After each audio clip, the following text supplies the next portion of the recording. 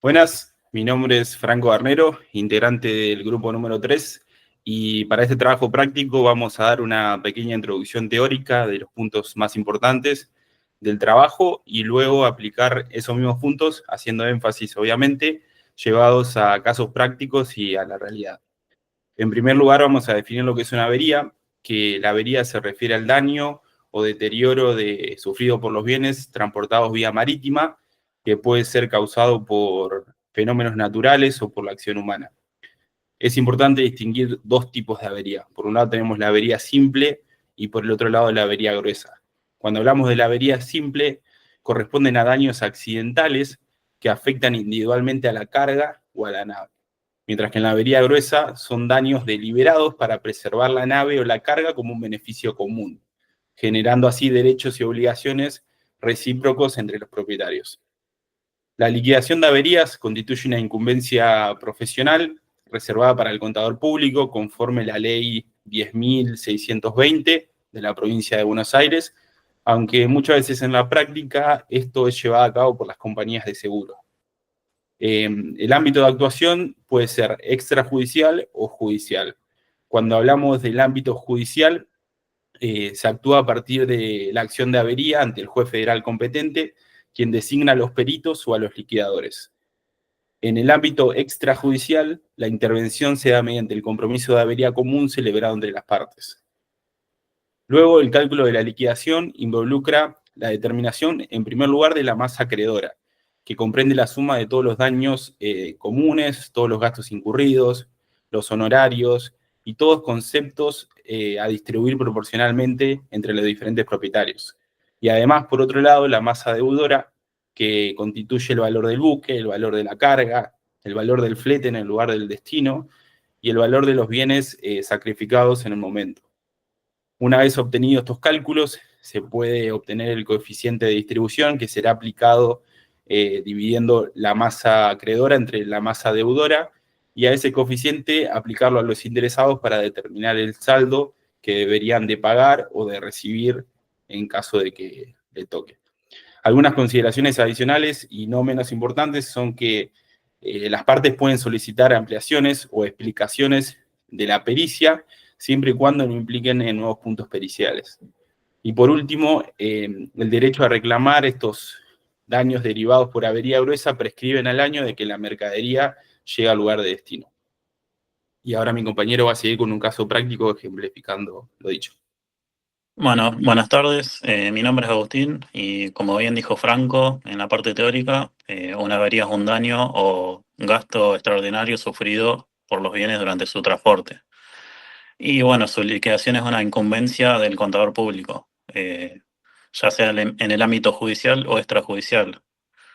Y para ejemplificar el caso, nos centramos en un caso de avería gruesa marítima, que bueno, a diferencia de la avería simple, la avería gruesa marítima se da cuando el capitán voluntariamente desecha parte de la carga para evitar daños mayores.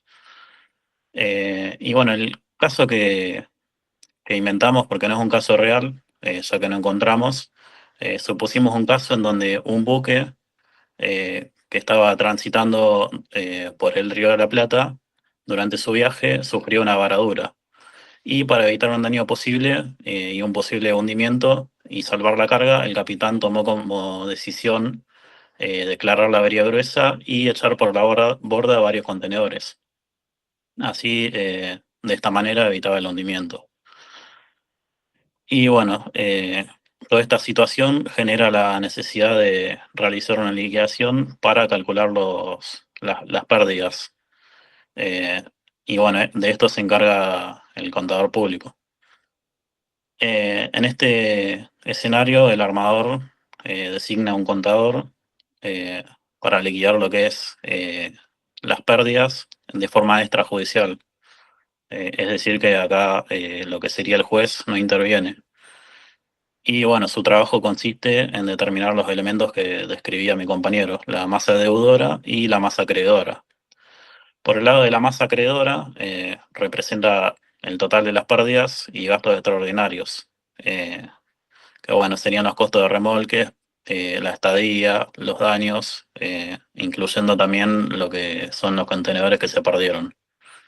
Y la masa deudora es el valor total del buque junto con la carga y el flete. Bueno, una vez calculadas ambas masas, la liquidadora lo que hace es calcular un coeficiente de distribución que se consigue dividiendo la masa acreedora por la masa deudora. Y ese coeficiente lo utiliza para calcular cuánto tiene que pagar cada parte a fin de contribuir a las pérdidas. Y finalmente se elabora un balance de distribución para calcular cuánto debería pagar o recibir cada parte, considerando la pérdida directa sufrida por el propietario de los contenedores echados. Y bueno, nada, este ejemplo sirve para ver cómo el contador público, con sus conocimientos, puede determinar de manera equitativa la distribución de las pérdidas en una avería gruesa. Si bien este caso es marítimo, también principios similares se aplican para lo que es el caso de siniestros, que serían los siniestros terrestres o aéreos, que ocurre bueno, cuando se transporta mercadería, ya sea por tierra o por avión.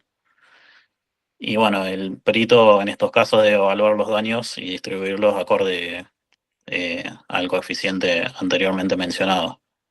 Y ahora va a seguir mi compañero con la exposición. Buenas, mi nombre es Felipe. Yo voy a hacer una breve introducción del proceso sucesorio y una breve introducción antes de hablar del caso. Bueno, inventario de avalúo de los bienes hereditarios. En los procesos sucesorios, el inventario de avalúo permiten identificar y valorar los bienes y créditos que integran la herencia, formando el llamado cuerpo general de bienes. En esta etapa, el rol del perito contador es identificar y valorar los bienes con criterios técnicos, legales y fiscales. Se encarga de elaborar un informe pericial que es presentado ante el juez para su aprobación o es enviado a una rectificación. Este trabajo sirve para confeccionar la cuenta particionaria, que es el documento que va a poner fin a la inhibición hereditaria, asignando a cada heredero la proporción que le corresponde.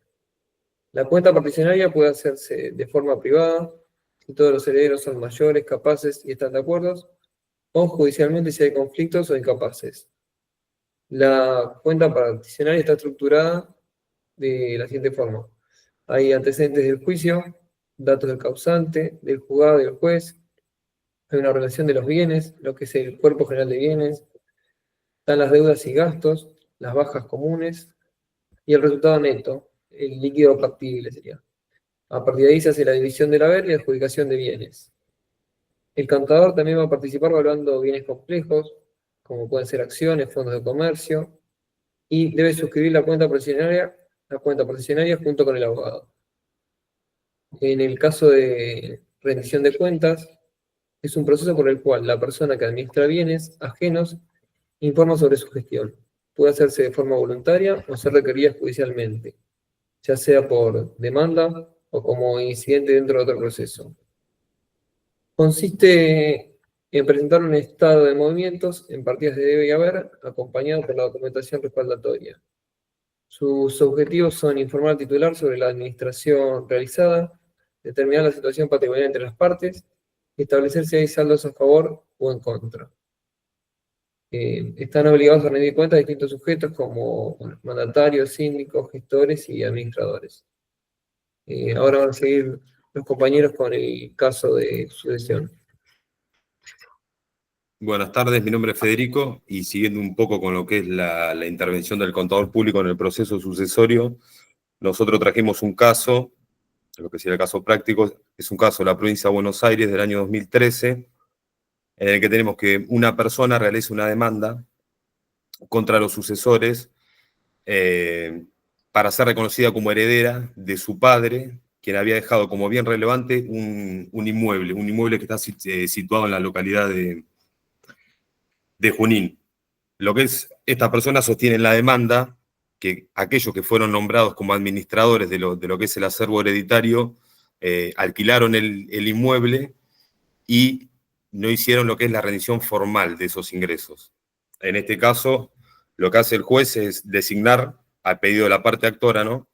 Designa un perito, que en este caso es el contador Ariel García, para analizar lo que es la administración económica de ese inmueble desde que fallece esa persona, para verificar los ingresos obtenidos por su locación, determinar si existían diferencias entre lo informado en la rendición y los ingresos realmente percibidos, y para colaborar técnicamente con el tribunal en lo que es la determinación del saldo neto a rendir al acervo.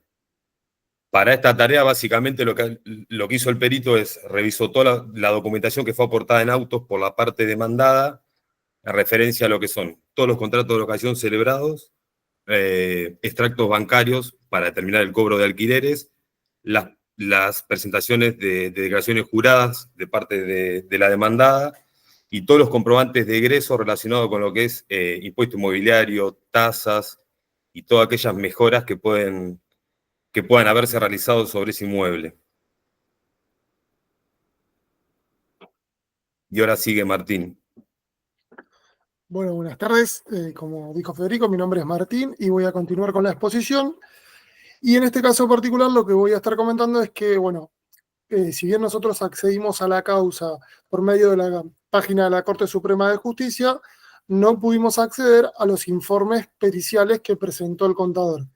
Entonces, lo que hicimos fue construir dichos informes en base a los bienes inventariados para poder determinar cuál era el acervo hereditario y su correcta evaluación. El primer informe que subimos fue el informe de inventario y avalúo de los bienes, donde describimos punto por punto los bienes inventariados. Como bien mencionó Federico, hay un inmueble, ¿sí?, que dentro tenía bienes muebles que en conjunto con el inmueble fueron usufructuados por los ya declarados herederos. Una vez inventariados, ¿sí?, los bienes hereditarios, se produjo lo que es la evaluación. Y en este caso particular, el juez de primera instancia también designó un perito martillero, por lo que no fue necesario la intervención del contador o la utilización de sus conocimientos para evaluar el inmueble. En este caso particular, el contador dejó expresa constancia en su informe que él no había practicado la evaluación, sino que se había suscrito a lo que determinó el perito martillero. Otro de los informes que hemos adjuntado a lo que es el trabajo práctico es el informe de la cuenta particionaria. En ese caso particular, también el contador lo que hizo fue describir el total de activos. En este caso particular, como ya mencioné, hay un solo inmueble en conjunto con una serie de bienes muebles. A su vez, de ese activo mencionó la clasificación legal. En este caso particular era un bien ganancial, ya que el causante no poseía bienes propios, y a su vez clasificó también, o identificó, mejor dicho, el contador, los pasivos. Pasivos que los distribuyó en función de los herederos o de su participación en la herencia.